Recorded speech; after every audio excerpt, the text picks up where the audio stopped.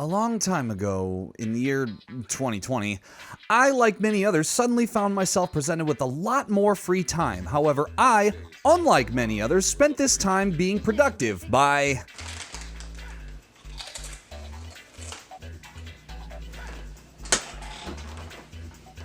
photosynthesis. Photosynthesis. taking care of important business. Despite that, I managed to find a little bit of time in my ridiculously busy schedule and decided to start watching a small, obscure anime called Spice and Wolf. Maybe you've heard of it? However, after watching only one episode, my schedule got really busy again. And I just couldn't continue the anime. But now, 2 years later, thanks to my comments section, I decided to give the show another go, especially since the show just went on my ever-growing plan to watch or finish list. And now that I, after years of anticipation, am on the other side of it, I can say that there are two incredible things about the show. Hollow and, what was that other thing again? And that's because Hollow isn't just a hot pagan wolf god, she's your hot pagan wolf god, and you will worship her accordingly. I mean, let's be honest, if Hollow wasn't in this show, would you have kept watching past episode 1? Hey. You're only lying to yourself if you post that. I think it goes without saying that Hollow is an absolute icon in the anime community. But as great as Hollow herself is, one character can't carry an entire show by themselves. They also need a banger OST. 7 up on a witch's tree.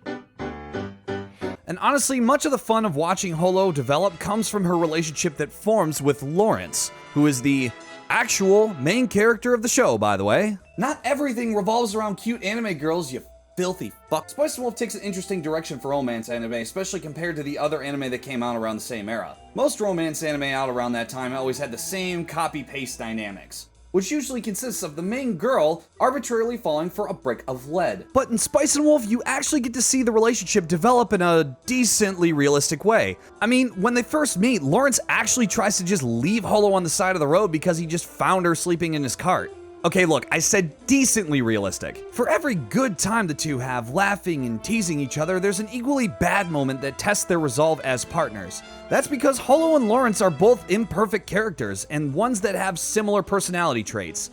Hollow is brash, prideful, and oftentimes a bit overconfident in her abilities, but also harbors a deep-seated fear of abandonment spurred on by the fact that Lawrence is just a mortal human being, which can make that proud and brash exterior crack given enough pressure. Meanwhile, Lawrence also suffers from overconfidence in his abilities, and tends to let his love for money and business blind him to the more important things in life, like Photosynthesis. This leads Lawrence to getting himself into situations that could and should have otherwise been avoided. I would be forced to either continue traveling all alone or find myself a new partner. Yes, but you were wise, and don't forget about the money you earned from the Martin Furs. Over the course of the show's 24 episodes, we start to see the two genuinely become better people because of these hardships.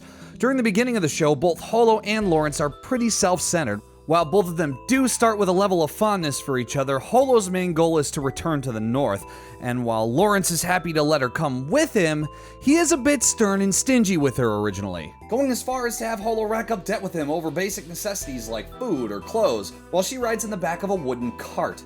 So basically living like your average college graduate. During the first arc of the show, Lawrence and Hollow are confronted with the first taste of exactly how corrupt their business can be. After some crafty business hijinks, silver coin fuckery, and of course, some soft tender moments. Oh, we get it, just fuck already. Hollow ends up getting kidnapped and possibly tortured, and Lawrence damn near breaks his ankles.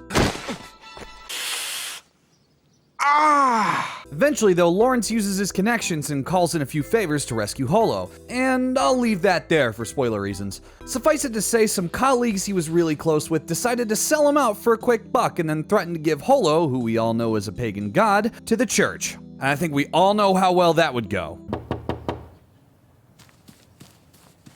Hello? By the end of this, though, we start seeing Lawrence and Hollow lower their guards around each other more, as well as becoming a little bit more cautious about their surroundings, which sets them up for their next adventure, which brings them into contact with one of the very few recurring side characters. Nora is a beautiful young shepherd that requests Lawrence hire her to guard their wagon on their way to the next city. However, Holo doesn't exactly like this, and gets a little bit possessive and tries to convince Lawrence that it's unnecessary to hire her, but then caves in after a little bit of smooth talking. Hey, baby. I noticed you have braces. I have braces too. Oh, fine. I guess I can accept that explanation. Fast forward a bit and they make it through the forest unharmed and get through the city gates. Something seems a little bit weird though, because every single gatekeeper looks at Lawrence like he's an idiot for carrying the shipment he's trying to sell. Also, Nora gets some dirty looks from the local priest, but that's not really that weird considering I'm pretty sure the local underage boys get weirder looks than that. But hey, no time to focus on people being assholes to you. It's time for another street vendor scene where we get even more Holo. Jesus Christ, what time is it? Fast forwarding again, we find out that yet another trading company decided to trick Lawrence by letting him buy their stock of weaponry on credit to turn around and sell, not telling him that the weapon market recently collapsed. So basically, Lawrence is now financed past his ass in an asset that has absolutely no value. So basically living like your average college. Things get so desperate that Lawrence tries to call in any favor he can. Of course, all leave him out to dry, and in his stress, he snaps at Holo. Something, something, something, they make up. Something, something, something, they offer to resolve their debt with another deal. Something, something, something, they convince Nora to help them with it because the church she belongs to sucks. A lot happens on this business deal. The gang gets attacked by mercenaries and wolves.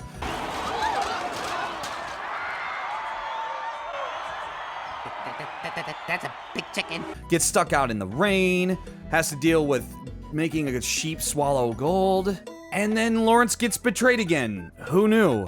But in the end, they succeed, and everybody lives happily ever after. Until season 2.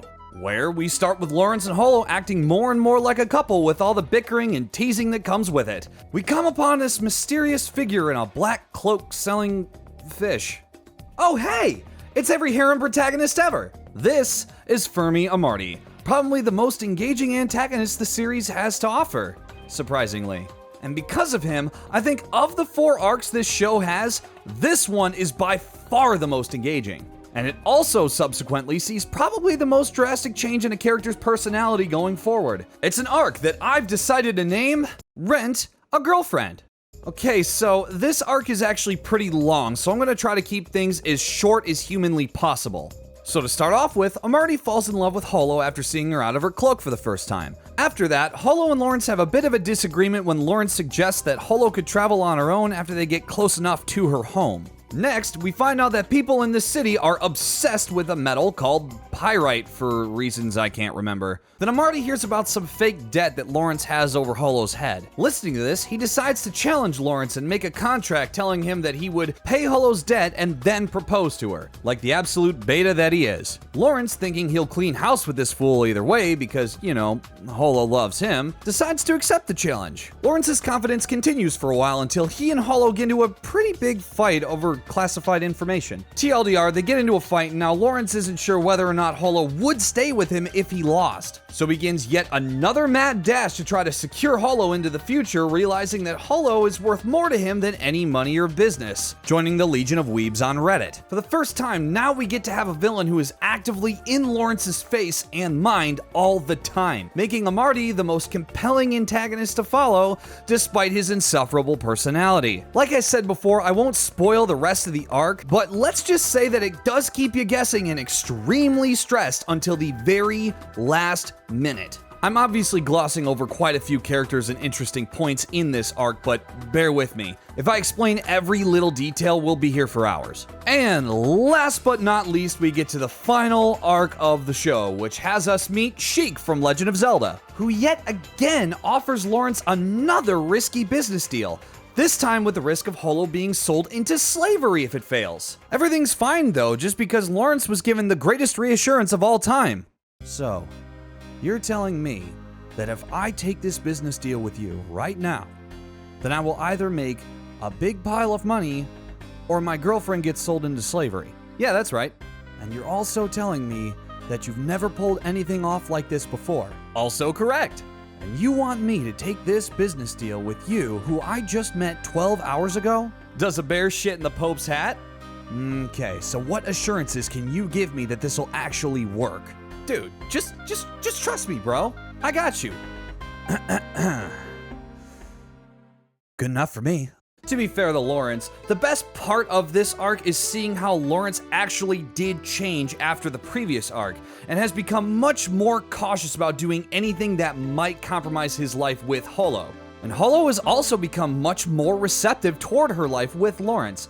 It had been building since they met, obviously, but now they are much more comfortable actually acting like a couple. Now, if I'm being honest, I don't really remember much else about this arc at all. Off the top of my head, this arc ends up turning out similar to the rest of the series, which goes something like Lawrence takes risky business deal, Lawrence gets betrayed, Holo gets called in the middle of it, some kind of rescue happens, wash, rinse, repeat. And this is where I start getting into some of the issues I have with the show. Do you remember when I said this? Old anime like this can tend to go one of two ways. They can either be even more amazing than I was expecting, or extremely overrated and a waste of my fucking time. Well, I guess it's time to put my foot firmly in my mouth, because my experience with this show is rather interesting. Because on one hand, it does some things incredibly well. Remember, Holo is your god and you will treat her accordingly. But other things are handled so poorly that I found myself genuinely not caring about the plot unfolding in front of me. Now, by this point, I'm sure you understand that the context of Lawrence and Holo's relationship is economics. Medieval economics at that, which for most people is more dry than eating a package of saltine crackers in the middle of the Mojave Desert. In this case, the economics are supposed to be used as a plot device solely to push Holo and Lawrence closer together, but with how much focus the economics gets, you'd be forgiven for thinking that the show was meant to teach you about the medieval economic system and just so happened to have a romantic subplot. The other thing I gotta say was a bit of a disappointment for me was the lack of well-written, and this is the big one, recurring side characters. Mind you, I don't want this to get in the way of Holo and Lawrence, but that said, I feel as though only having two characters to rely on for the entire show does become a bit stale. And this final complaint is really not a problem with the series itself, but more like just general happenstance. The show has no real conclusion.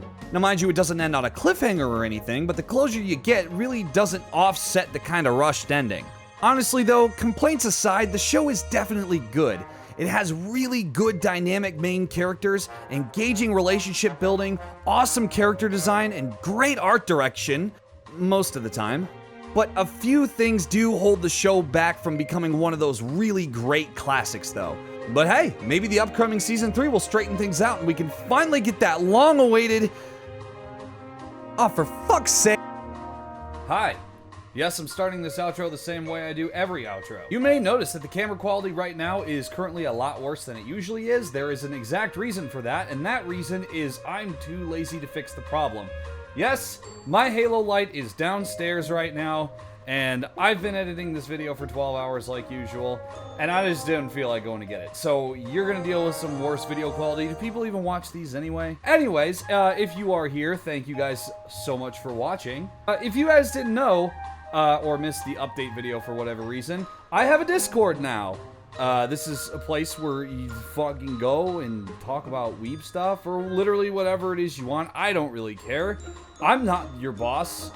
I'm just a 26-year-old whatever dude on the internet. You could also take this opportunity to do me a huge favor and follow the Twitter, as well as the upcoming Twitch account, but that one's currently in the process of being like fixed and rebranded, so everything there is currently placeholder. That'll probably be looking to be activated in like 2 weeks, so yeah, I will be live streaming going forward. It'll just be kind of something in between videos just so that I can kind of keep some kind of content up. I'd like to be able to talk to you guys, and if I'm being honest, I just want to. I would also like to thank you guys so much for the absolutely incredible support that I've been receiving on the Code Geass video that came up a little while ago. That's been nothing short of mind-blowing, so yeah, I thank you guys so much for that. There was a line in that video, too, that I feel like needed some further elaboration, so expect a video on said topic, Cowboy Bebop, next month. That'll be the next video. Anyways, that's pretty much all I got, so bye, I guess. Have a good day, night, whatever time it is for you.